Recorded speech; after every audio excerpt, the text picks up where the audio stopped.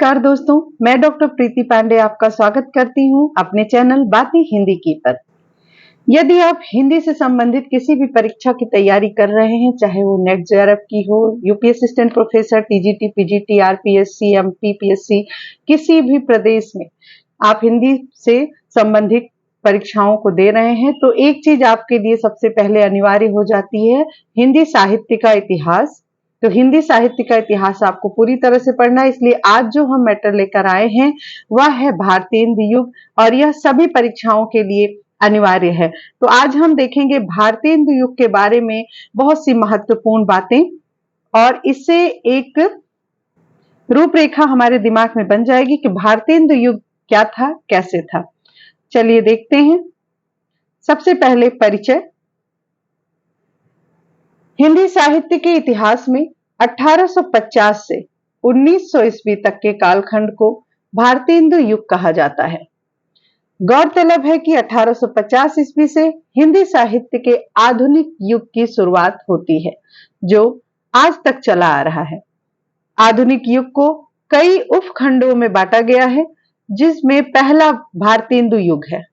हम लोग भी जानते हैं कि आधुनिक युग में भारतेंदु युग, द्विवेदी युग, छायावाद, प्रगतिवाद, प्रयोगवाद, इस तरह से कई उपखंड हैं, तो हम इसको बहुत अच्छे से समझते हैं। तो यहाँ जो पहला उपखंड है वह है भारतेंदु युग। यह हिंदी साहित्य के इतिहास का पहला युग है, जिसका नामकरण किसी रचनाकार के नाम पर हुआ है।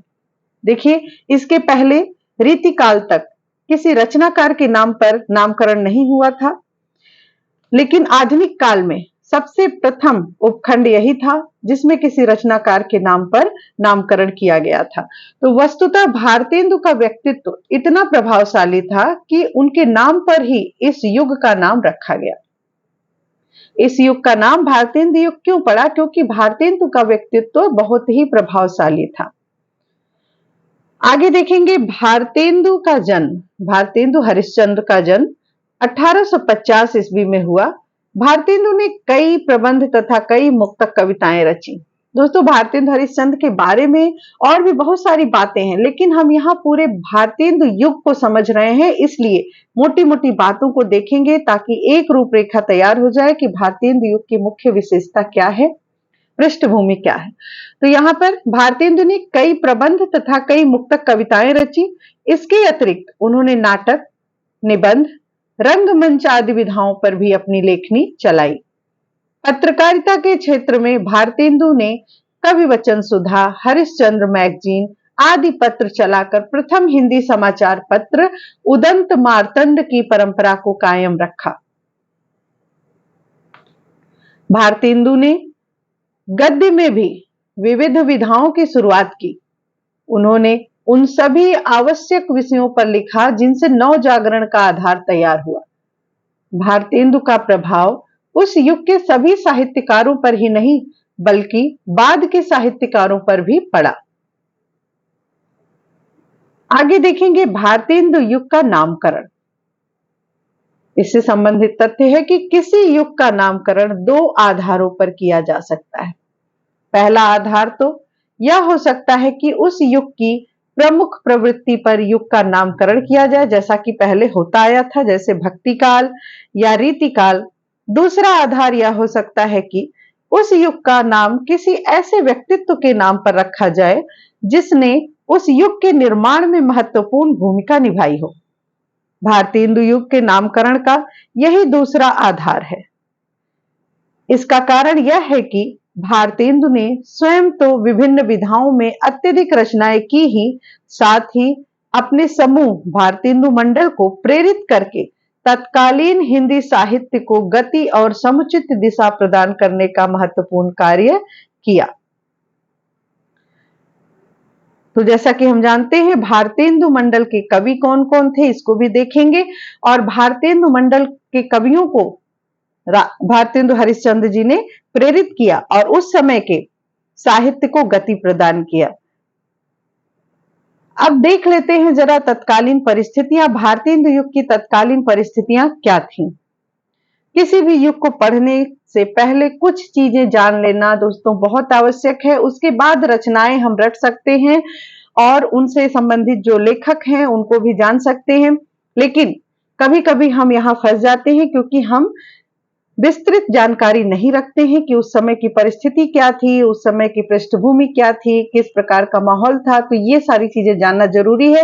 कथन कारण में ऐसे प्रश्न आते हैं जो इन सारी चीजों से लिए जाते हैं। तो देखिए, 1857 ईस्वी के बाद महारानी विक्टोरिया का भारत पर अधिकार। 1857 के बाद हुआ था महारानी विक्टोरिया का भारत पर अधिकार। और 1900 ईस्वी तक आते आते ब्रिटिश सरकार ने कई सुधार कार्य किए, लेकिन वे बहुत महत्वपूर्ण कार्य नहीं थे। तो 1857 ईस्वी के बाद महारानी विक्टोरिया का अधिकार होता है और 1900 ईस्वी तक, जो कि भारतेंदु हरिश्चंद्र का ही समय था, उस समय तक ब्रिटिश सरकार ने कई कार्य किए, लेकिन वो बहुत कुछ खास नहीं थे।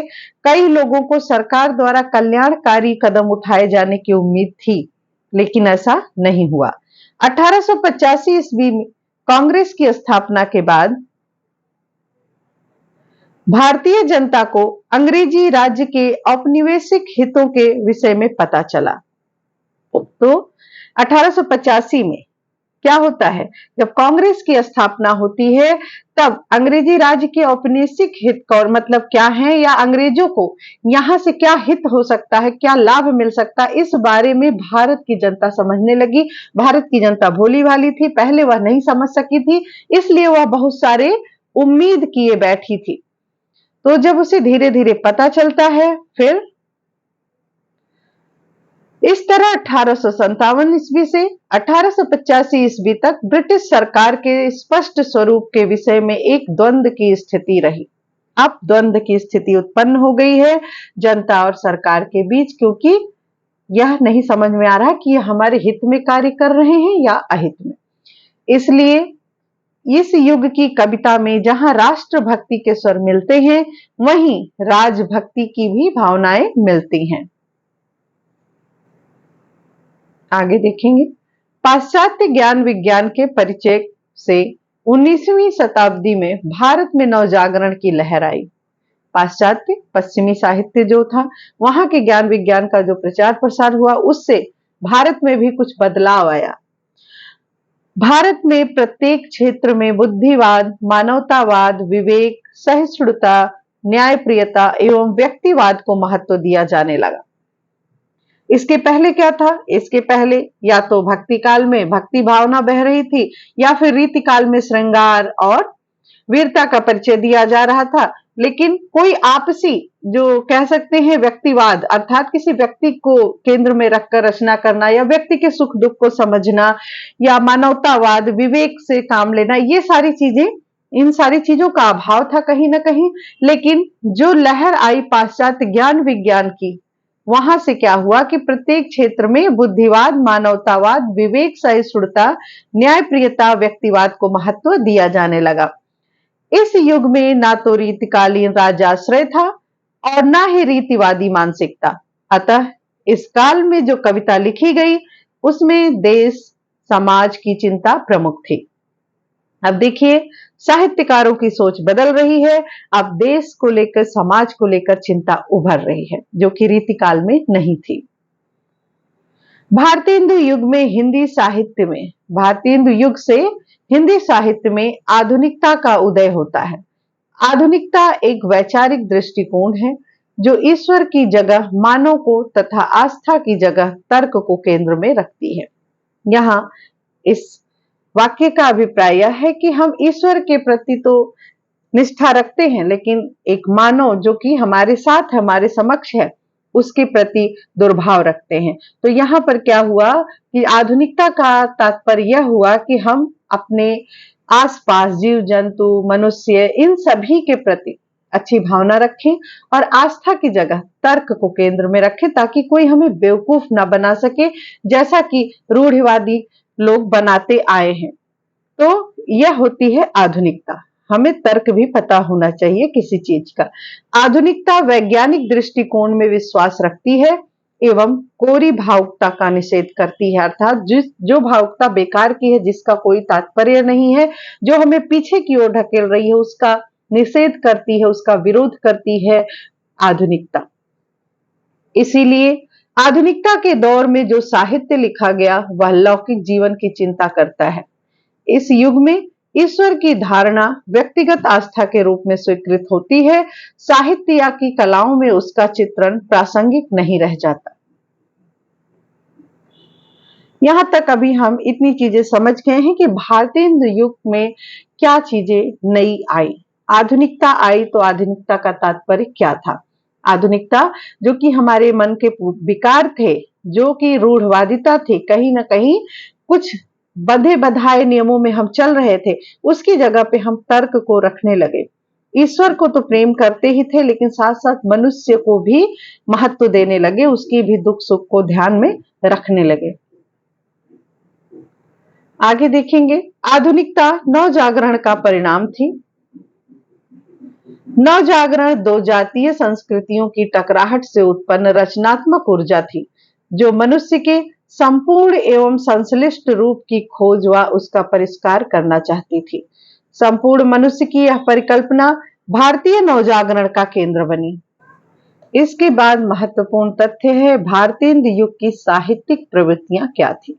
तो सबसे पहले साहित्यिक प्रवृत्तियों में देखेंगे भावगत विशेषताएं। इसके बाद भावगत विशेषताओं में जो पहली हेडिंग है अंतर विरोधों का साहित्य। उस समय का जो साहित्य था वह भावगत था और किस प्रकार का भाव था? पहला हेडिंग है अंतर विरोध, यानी अपने अंदर उठने वाले विरोध। तो देखते हैं, भारतेंदु काल की कविता अंतर विरोधी मूल्यों की कविता है और यह अंतर विरोध समाज की संरचना के भीतर से आया। उस समय अंग्रेजी संस्कृति और भारतीय संस्कृति के दो विरोधी मूल्यों का मिलन हो रहा था, जिसने तनाव की स्थिति पैदा की। यह तनाव कविता में भी कई स्तरों पर व्यक्त हुआ। जैसे उदाहरण देखेंगे, राजभक्ति बनाम राजविरोध, राजभक्ति बनाम राष्ट्रभक्ति, भक्ति श्रृंगार बनाम जन सामान्य की समस्याएं, ब्रज भाषा बनाम खड़ी बोली इत्यादि। देखिए, ब्रिटिश संस्कृति थी, अंग्रेजी संस्कृति थी और भारतीय संस्कृति थी, तो दोनों विरोधी मूल्यों का मिलन हो रहा था और इसलिए एक अंतर विरोध हर किसी के मन में चल रहा था। राजभक्ति और राजविरोध, कहीं राजभक्ति और राष्ट्र विरोध है, कहीं भक्ति श्रृंगार की भावना है तो कहीं जन सामान्य की समस्याएं, कहीं ब्रज भाषा का ज्यादा प्रचलन है तो कहीं खड़ी बोली की शुरुआत है। इस प्रकार के अंतर विरोध इस काल में चल रहे थे। अगला है राजभक्ति एवं राष्ट्रभक्ति। देख लेते हैं कि राजभक्ति एवं राष्ट्रभक्ति क्या चीज है। भारतेंदु युग के प्रारंभ में कवियों में ब्रिटिश सरकार के प्रति राजभक्ति के भाव थे। इसका कारण यह था कि प्रारंभ में वे साम्राज्यवादी सरकार के स्वार्थ को स्पष्ट रूप से समझ नहीं सके। यद्यपि ब्रिटिश सरकार ने कुछ सुधार अवश्य किए, परंतु ऐसा करने के पीछे उनकी सदिच्छा नहीं थी, अर्थात अच्छी इच्छा नहीं थी। इस आरंभिक दौर में ब्रिटिश सरकार का सही रूप स्पष्ट ना हो सका, इसलिए इस युग में जहां महारानी विक्टोरिया की प्रशंसा के भाव मिलते हैं, वहीं राष्ट्र प्रेम भी मिलता है। देखिए, राजभक्ति राष्ट्रभक्ति, राष्ट्रभक्ति राजभक्ति से ऊपर है। तो उस समय के जो लोग थे वह ब्रिटिश सरकार की भावनाओं को समझ नहीं सके थे, इसलिए राजभक्ति में लगे हुए थे, उनके राजकाज का प्रचार कर रहे थे। लेकिन जब उन्हें कहीं ना कहीं यह समझ होता है तो वह राष्ट्र की तरफ उन्मुख होते हैं। किंतु महारानी विक्टोरिया के प्रशंसा में देखिए कौन से भाव मिलते हैं। तो यह एक पंक्ति है भारतेंदु युग की, पूरी अमी की कटोरिया सी चिरजीवी रहो विक्टोरिया रानी। बता दें, यह पंक्ति है अंबिका दत्त व्यास की, पूछा भी गया है कई परीक्षाओं में, अंबिका दत्त व्यास की। इसके अलावा देखेंगे, अंग्रेज राज सुख साज सजे सब भारी, पैधन विदेश चली जाती है अति ख्वारी, यहां होगा। तो यह पंक्ति है भारतेंदु हरिश्चंद्र की। तो भारतेंदु हरिश्चंद्र भी अपनी इस पंक्ति में अंग्रेज राज सुख साज, अर्थात सभी सुख है, सब कुछ बढ़िया है, बस एक ही दुख है कि धन विदेश चला जाता है, तो यहाँ पर उनकी तारीफ भी करते हैं। इस प्रकार का अंतर विरोध दिखाई देता है, आधा तो उनकी तारीफ में है और दूसरा एक द्वंद्व भी चल रहा है। समस्याओं पर आधुनिक चिंतन करने वाले कवियों के पास तत्कालीन तनावपूर्ण स्थितियों से उबरने का कोई साधन नहीं है, इसलिए वे भारत की दुर्दशा पर आंसू बहाने को विवश हैं। रोवहु सब मिल के आवहु भारत भाई, हाँ हाँ भारत दुर्दशा देखी न जाई। यह भारतेंदु हरिश्चंद्र की पंक्ति है। तीसरा जो महत्वपूर्ण है, श्रृंगारिकता की चेतना। श्रृंगारिकता कितनी है यह देखते हैं। इस काल में आधुनिकता की चेतना के बावजूद रीतिकालीन प्रभाव पूरी तरह छोड़ा नहीं जा सका। देखिए, संभव भी नहीं था। कोई एक युग ऐसे अचानक से पूरी तरह बदल भी नहीं सकता है। रीति काल के बाद आधुनिक काल की शुरुआत होती है और शुरुआत भारतेंदु हरिश्चंद्र से ही होती है, तो कहीं ना कहीं रीतिकाल का कुछ तो असर आएगा ही। तो पूरी तरह इसका प्रभाव नहीं जा सका था, अतः कहीं कहीं शुद्ध श्रृंगार के दर्शन, देखिए श्रृंगार यहां गलत है, श्रृंगार, शुद्ध श्रृंगार के दर्शन भारतेंदु युग की कविता में होते हैं। उदाहरण है, पिए प्यारे तिहारे निहारे बिना अखियां दुखियां नहीं मानती हैं। कहीं कहीं पर यह श्रृंगार भक्ति के साथ जुड़कर भी आया है, अर्थात भक्ति व श्रृंगार का समन्वय हुआ है। यदि पूछा जाए कि भारतेंदु युग में भक्ति एवं श्रृंगार का समन्वय है या केवल श्रृंगार का ही भाव है या फिर केवल भक्ति का भाव है, तो हमें इस बात को ध्यान में रखना है कि भक्ति व श्रृंगार दोनों का समन्वय हुआ है। और इसका उदाहरण है, जय जय हरि राधा रस केली, तरन तनुजा तट इकंत पे बाहु बाहु पे मेल। यह पंक्ति है और इससे यह स्पष्ट होता है। चौथा है भक्ति भावना। भक्ति भावना क्या है, कैसे है? यहाँ भक्ति के निर्गुण व सगुण दोनों रूप उपलब्ध हैं। यहाँ भक्ति का एक और व्यापक रूप उपलब्ध होता है जिसे स्वदेशानुराग समन्वित भक्ति कहते हैं, अर्थात ईश्वर की भक्ति का उद्देश्य देश की समस्याओं को सुलझाना हो गया है। हम भारत वासिन पर अब दीन दयाल दया करिए, प्रताप नारायण मिश्र की यह पंक्ति है और इस पंक्ति के माध्यम से वह कहीं ना कहीं देश से जोड़ रहे हैं अपनी भक्ति को। दूसरा राधा कृष्ण दास की पंक्ति है, प्रभु हो पुण्य भूतल अवतरिए, अपने या प्यारे भारत के पुण्य दुख दरिद्र हरिए। राधा कृष्ण दास कहते हैं।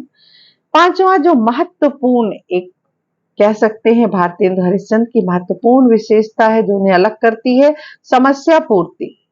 समस्या पूर्ति क्या है? इस युग में कविता वर्धनी सभा, रसिक समाज जैसी संस्थाओं की स्थापना की गई थी, जहां कवियों की गोष्ठियां होती थीं तथा नए कवियों को प्रोत्साहन दिया जाता था। इस परंपरा में एक विषय तय किया जाता था और उसकी अंतिम पंक्ति तय होती थी।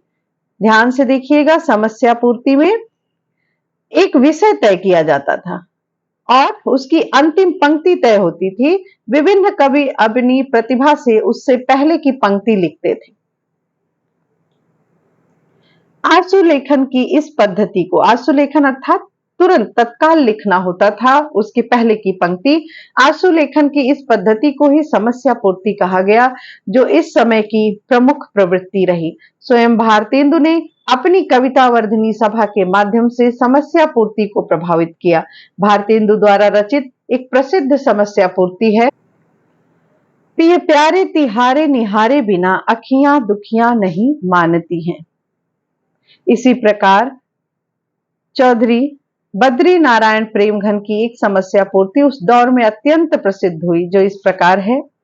देखिए, बगियान बसंत बसेरो कियो, बसिए ते ही त्यागी तपाइए ना, दिन काम कुतूहल के जो बने, तिन बीच वियोग बुलाइए ना, धन प्रेम बढ़ाए के प्रेम अहो, विथवारी वृथा बरसाइए ना, चित चैत की चांदनी चाह भरी, चर्चा चलिबे की चलाइए ना। यह सब समस्या पूर्ति की पंक्तियां हैं और समस्या पूर्ति क्या था हमने पहले देख लिया है। आमतौर पर समस्या पूर्तियों में समस्या पूर्ति श्रृंगार जैसे रीतिवादी पर लिखी गई, किंतु कुछ कवियों ने आधुनिक विषयों पर भी इनका प्रयोग किया। यहाँ कह रहे हैं कि आमतौर पर जो समस्या पूर्ति थी वह श्रृंगार जैसे रीतवादी विषय पर लिखी गई, किंतु कुछ कवियों ने आधुनिक विषयों पर भी इनका प्रयोग किया। उदाहरण के लिए प्रताप नारायण मिश्र की एक प्रसिद्ध समस्या पूर्ति है, सर्वस्व लिए जात अंग्रेज, हम केवल लेक्चर के तेज। गौरतलब है कि समस्या पूर्तियां भारतेंदु युग के बाद द्विवेदी युग में भी कुछ मात्रा में लिखी गई। हालांकि इसकी मात्रा काफी कम हो गई थी। द्विवेदी युग में तो कुछ समस्या पूर्ति खड़ी बोली में भी लिखी गई। हालांकि उनकी विषय वस्तु प्रायः रीतिवादी रही। छायावाद आते आते हिंदी साहित्य से यह परंपरा समाप्त हो गई। आज भी कुछ कवि सम्मेलनों या मंचीय कविता के क्षेत्र में ऐसे प्रयोग कहीं कहीं दिख जाते हैं। अगला है सामाजिक समस्याओं का चित्रण। भारतेंदु युग में इस युग का काव्य जन जीवन से जुड़ा हुआ है, अतः इसमें नारी शिक्षा, विधवा समस्या, बाल विवाह, धार्मिक संकीर्णता जैसे विषयों की ओर कवियों ने दृष्टि डाली है। इन कवियों ने समाज में फैली विकृतियों पर चोट करके समाज में नई चेतना पैदा की है। प्रताप नारायण मिश्र की यह पंक्ति देखिए, कौन करे जो नहीं कसकत, सुन विपत्ति बाल विधवन की। आज हमने भारतेंदु युग से जुड़े कुछ महत्वपूर्ण तथ्यों को देखा। आशा करते हैं यह आपके लिए उपयोगी होगा। इसी प्रकार से हम सभी जितने भी युग हैं, वाद हैं, उनको लेकर आएंगे। तब तक के लिए धन्यवाद।